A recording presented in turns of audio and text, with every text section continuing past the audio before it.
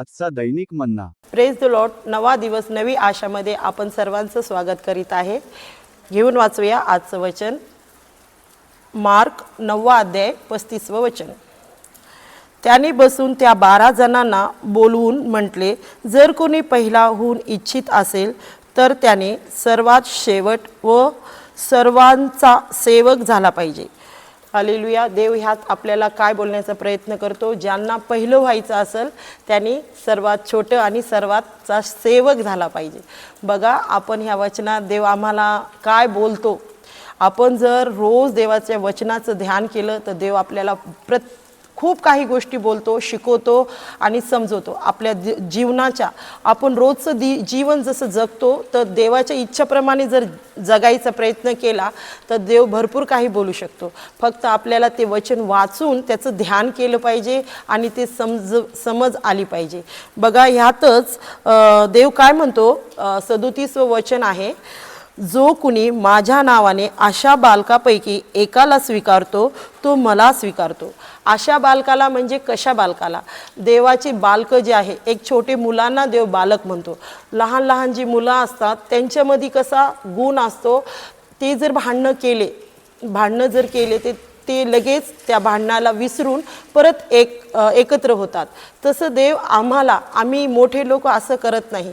आम्ही मोठे लोक मनामध्ये राग धरून ते आम्ही शेवटपर्यंत त्या रागाला मनामध्ये ठेवून त्या रागांचा अहंकाराचा घमंड अशा अनेक प्रकार आमच्या जीवनात तयार होतात. तर देव काय म्हणतो, ह्या गोष्टी सोडून द्या.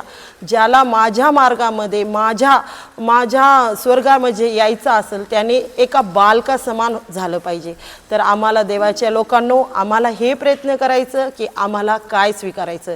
आम्हाला घमंड, आम्हाला राग, आम्हाला देवाला आवडणाऱ्या नाही गोष्टी ते स्वीकारायच्या का एका बालका समान होण्याचा, दीन नम्र भावाने राहण्याचा, लोकांना क्षमा करण्याचा, लोकांपुढं देवाच्या नावाचा प्रचार करायचा, हे सर्व स्वीकारायचं. हे आपल्या हातात आहे आणि आपल्या जवळ आहे. आपण काय करू शकतो, देवाच्या कुठल्या गोष्टी घेऊ शकतो.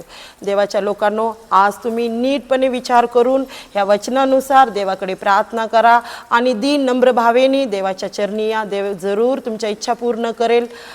या आपण प्रार्थना करू. स्तुती ओ परमेश्वरा, हालेलुया. धन्यवाद करते देवा, जसं तुझं वचन बोलतो की तू आम्हाला दीन आणि नम्र करणारा परमेश्वर आहे.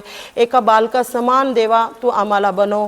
आमच्यावर कुणी राग किंवा द्वेष करत असेल, आमच्यावर कुणी कुणी पण काही पण मनामध्ये ठेवलं असेल ते आम्ही दुसऱ्यांच्या क्षमांना चुकांना माफ करू असं आम्हाला हृदय दे.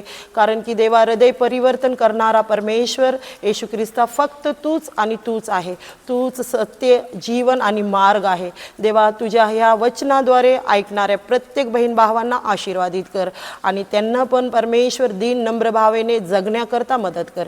ही छोटीशी प्रार्थना येशू ख्रिस्ताच्या गोड नावात ऐक माझ्या स्वर्गातील पिता. आमेन.